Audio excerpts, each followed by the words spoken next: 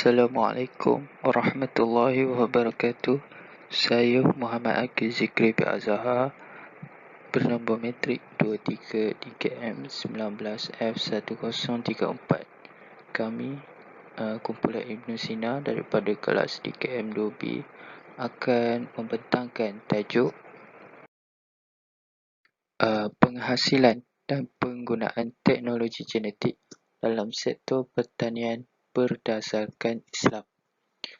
Saya akan menerangkan definisi-definisi yang berkaitan terlebih dahulu.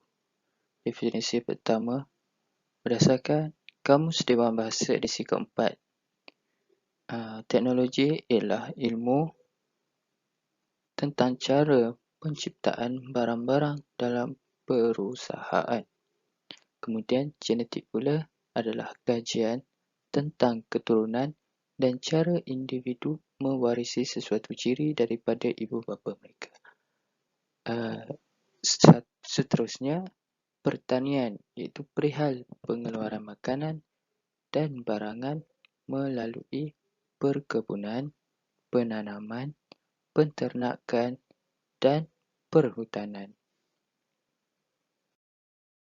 Jadi, disimpulkan bahawa teknologi genetik dalam sektor pertanian adalah mengkaji dan mencipta sesuatu baka atau keturunan berdasarkan ilmu-ilmu sains iaitu ilmu genetik bagi membantu proses pengeluaran makanan melalui aktiviti tertentu dan juga membantu ekonomi negara.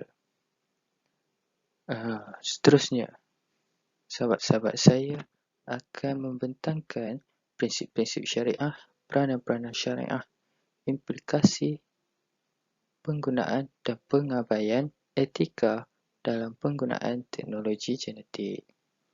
Sekian, terima kasih. Akan menerangkan tentang prinsip syariah dalam teknologi genetik pertanian. Okey. Baik Assalam adalah factory praktik jual beli di mana pembeli diwajibkan membayar muka untuk seluruh harga barang yang telah disepakatkan setelah menetapkan sejenis dan kualiti produk yang diinginkan. Okey.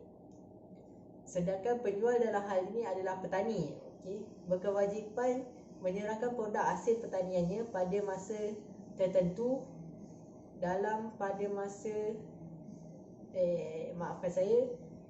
pada masa depan dengan kualiti yang sesuai dengan kesepakatan. Dalam hal ini, harga yang dibayar oleh pembeli biasanya berada di bawah harga pasar. Namun memberi keuntungan pada para petani dan mampu menutup seluruh harga produksi. Demikian pula dengan kajian Ibn Khaldun, seorang ulama terkemuka di abad pertengahan. Dalam kitabnya Muqaddimah, beliau menguraikan tentang panjang lebar mengenai konsep pertanian, termasuk hubungan lintas sektor di mana kejatuhan sektor pertanian akan menyebabkan berkurangnya tingkat kesejahteraan kelompok masyarakat yang lain. Dalam konteks ini, ia menggambarkan hubungan antara sektor pertanian dan keadaan para tentera khalifah di zamannya. Beliau mengatakan, jika harga produk tetap rendah, sebagaimana terjadinya pada zamannya, maka keadaan masyarakat yang terlibat dalam sektor pertanian akan menurun.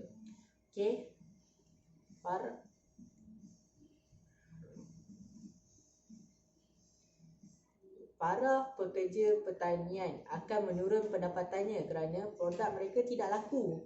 Menyusul permintaan yang menurun akan mengakibatkan lembabnya daya beli petani. Demikian pula dalam keadaan tentera yang pada zamannya dikaji oleh pajak yang dibayarkan oleh petani, keadaan mereka pun akan mengalami penurunan. Satu hal yang menarik tentang Ibn Khaldun ini ialah ianya mengatakan bahawa petani adalah kelompok yang sentiasa menjadi korban kebijaksanaan penguasaan yang zalim dari masa ke masa. Posisi tawar petani selalu berada dalam keadaan yang lemah sehingga petani adalah kelompok yang memerlukan perlindungan. Okey. Itu saja. Selamat sejahtera, nama saya Muhammad Fadli bin Suhaimi. Nombor metrik 23 DKM 19F1054. Okey, di sini saya ingin bercakap tentang peranan syariah berkaitan dengan teknologi genetik dalam sektor pertanian. Okey. Seperti halnya dalam bidang pertanian, dalam bidang industri pun pemanfaatan ilmu biologi sangatlah membantu adalah untuk memenuhi keperluan manusia dalam berbagai-bagai hal. Jika zaman dahulu manusia hanya memanfaatkan hasil alam untuk memenuhi keperluan. Namun pada zaman yang serba moden ini, perkembangan industri sangatlah diperlukan sehingga alam diolah sebagai pemenuhan keperluan yang lebih besar. Sebagai contoh, pemilihan benih unggul adalah untuk mendapatkan hasil tanaman yang baik. Okey, pemilihan benih unggul ini dapat dilakukan dengan cara kejuruteraan genetik pada proses pengembangan tanaman. Selain itu, kejuruteraan genetik untuk memperoleh tanaman yang lebih unggul. Pengetahuan manusia tentang biologi juga mampu menerapkan cara-cara tanaman dengan tepat dan baik dalam pengolahan bahan maupun menetapkan waktu bercucuk tanam yang tepat. Assalamualaikum.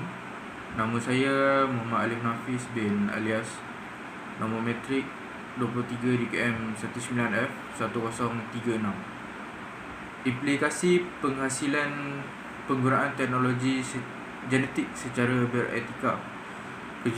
Kejuruteraan genetik banyak membantu mencipta tumbuhan transgenik, iaitu kacukan spesies tumbuh-tumbuhan yang berbeza. Kebiasaannya ubat-ubatan atau teknik kejuruteraan dijalankan bagi meningkatkan kuantiti dan kualiti dalam bidang tertentu. Walau bagaimanapun, penciptaan tumbuh-tumbuhan secara genetik bermakna penciptaan spesies tumbuh-tumbuhan yang berbeza sama sekali. Tumbuh-tumbuhan secara genetik tahan dengan perosak juga, mencipta kerosakan kepada beberapa serangga. Keupayaan kejuruteraan genetik adalah untuk mengubati penyakit dan kesihatan adalah manfaat yang besar. Terima kasih. Dan Assalamualaikum. Nama saya Aiman Safiq bin Azmi, nombor metrik 23 DKM 19F1041. Okey. Saya punya bahagian ialah dalam implikasi pengabaian etika terhadap penghasilan dan penggunaan genetik. Okey. Poin pertama saya, seandainya kemajuan sains dan teknologi di bidang genetik ini tidak dibataskan, maka bayangkanlah kerosakan yang akan dibawanya. Okey, sebagai uraian, hal ini demikian kemajuan sains teknologi dalam bidang kejuruteraan makanan kini mampu menghasilkan makanan ubah suai genetik seperti tahan lama dan bermutu tinggi. Yang menjadi persoalan, makanan yang diubah suai menggunakan sumber genetik dikoteri melanggar hukum syarak kerana mengandungi benda asing yang tidak diketahui kesan buruknya. Okey. Poin kedua saya, akan timbul masalah masyarakat seperti anak yang mempunyai dua ibu bapa. Okey.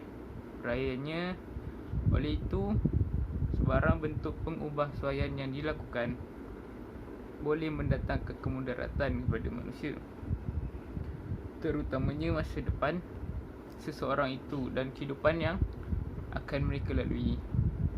Okay. Poin yang ketiga, di samping itu, terdapatnya wanita-wanita yang berjaya, yang kerjayanya hanyalah mengambil upah untuk mengandungkan anak orang lain. kira bukan hubungan yang halal lah. Okey, huraiannya, sesungguhnya Allah melarang dan melaknati seseorang wanita itu yang menggunakan rahimnya bagi mencari rezeki dengan menjadi ibu tumpangan.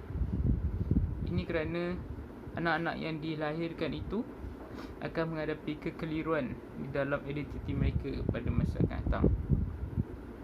Okey, yang poin terakhir saya,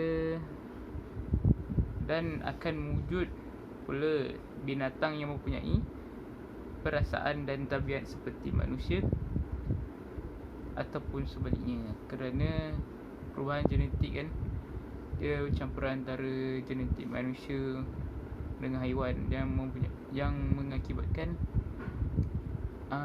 sesuatu ciptaan itu akan bercampur genetiknya dan menjadi pelik. Okay. Sekian daripada saya. Assalamualaikum.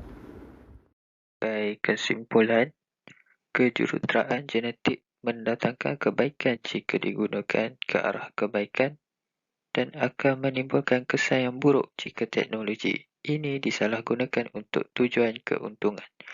Pelanggaran etika akan menjejaskan sumbangan kejuruteraan genetik dalam kesejahteraan, kesihatan dan kemajuan bidang-bidang berkaitan. Ilmu semasa, kajian terperinci dan penyelidikan lengkap perlu dibuat untuk mengesan kelemahan teknologi ini agar tidak menjejaskan kesihatan manusia, kelangsungan ekosistem dan genetik haiwan, tumbuhan dan manusia secara keseluruhannya. Sekian saja daripada kami. Jaga kesihatan. Stay safe. Assalamualaikum warahmatullahi wabarakatuh.